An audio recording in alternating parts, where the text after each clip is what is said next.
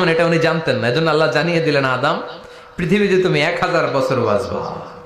আদম আলাইহিস সালামকে বানানোর পরে আল্লাহ 60 হাত লম্বা বানালেন। কয় হাত?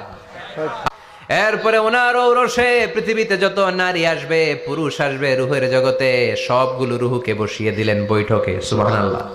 বিশাল দেখতে দেখতে হঠাৎ একটা রুহুকে ভালো লেগে গেল। বললেন, আল্লাহ এটা কার রুহু? আল্লাহ বললেন, এটা দাউদ আলাইহিস সালামের রুহু। পড়েন সুবহানাল্লাহ। আল্লাহ এটাকে দেখতে বড় ভালো লাগে, কার রুহু? এটা তোমার ছেলে নবী হবে, নবী দাউদের রুহু। কাম উমরু, আল্লাহ দুনিয়াতে সে কয়দিন বাঁচবে?